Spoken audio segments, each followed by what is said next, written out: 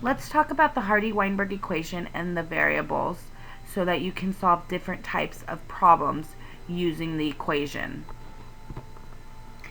It is important to understand what each of the variables in the Hardy-Weinberg equation mean before you can solve the problem. Now remember, genotype is the gene combination or what the alleles are, and the phenotype is the physical appearance. A trick to remembering this is that G for genotype means the genes and P for phenotype means the physical appearance. Here are the Hardy-Weinberg equations. Both of the equations equal 1, which is extremely important to remember. So let's talk about the Hardy-Weinberg equation variables. First, the P equals the allele frequency of the dominant allele, and Q equals the allele frequency of the recessive allele. Both are in decimal form.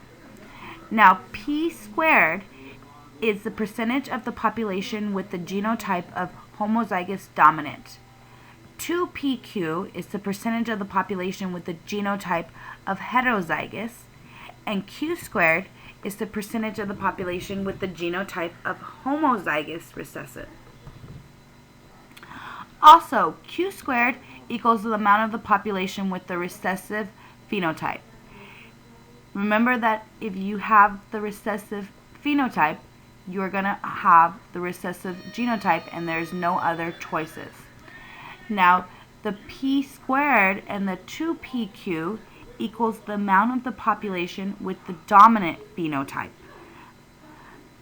Now, it is not 50% of the dominant phenotype is from the homozygous dominant genotype and the other 50% is from the heterozygous genotype. You have to determine the allele frequency to determine what percentage of the dominant phenotype is from the homozygous dominant genotype and what percentage of the dominant phenotype is from the heterozygous genotype. So here is a table that explains again what each of the variables represent. It will be helpful to use this table and have it close to reference when you are working on Hardy-Weinberg equation problems. So here are some helpful hints. If the problem talks about the allele amount, for example, it says that the allele frequency is, or the amount of the alleles are, then it is talking about the P and Q variables. Now, if the problem talks about the population amount or the phenotype amounts, for example, the population has the amount of this, or the amount of population with the dominant phenotype is, then it is talking about the P squared, the 2PQ, and the Q squared. The Hardy-Weinberg problem will ask you for different things that you will need to determine about a population and its alleles. You will have to decide what variable represents what they are asking for and then determine it using the Hardy-Weinberg equation. Here are our few steps that will be useful in solving Hardy-Weinberg equations. First, determine what information is provided by the problem and what variable is represented by the information.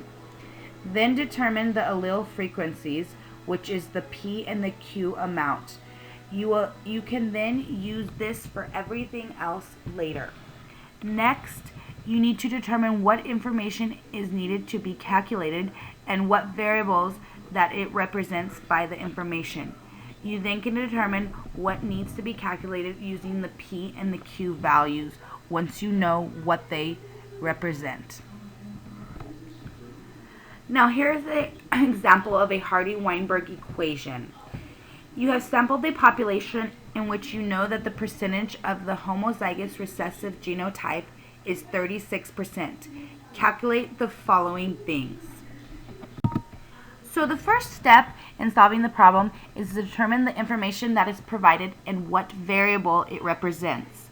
It said that 36% of the population was homozygous recessive for the genotype. Now, we said that Q squared equals the homozygous recessive genotype, so that means that 36% of the population equals Q squared. We then can determine the P and the Q values. We said that 36% was equal to Q squared. So 36% equals 0.36, and if we square root that, we will get the value of Q, which equals 0.6. Now, we said that P plus Q equals 1, so if we subtract 1 minus 0.6, we will get the value of P, which is 0.4. So Q equals 0.6 and P equals 0.4. Now, the next step is to determine what needs to be calculated and what variables each represents. So, A said you needed to determine the frequency of the genotype a, which that equals Q squared, which we determined equals 0.36.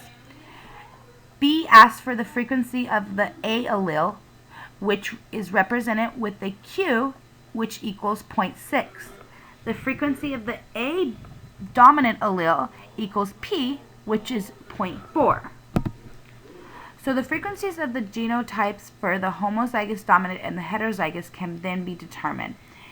The homozygous dominant is represented by two big A's and is equal to P squared. So we square 0.4 and that gives us 0.16. The heterozygous genotype is equal to 2 QP, so that equals 2 times 0.4 times 0.6, which equals 0.4. Now we can check the math.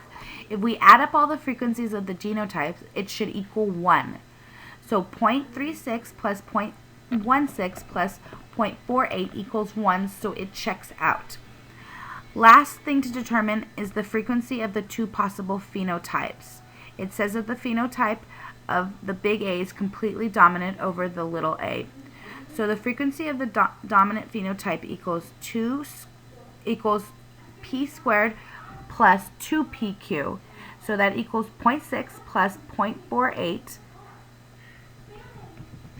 That equals 0.16 plus 0.48, which equals 6.4. And then the frequency of the recessive phenotype equals Q squared, which equals 0.36.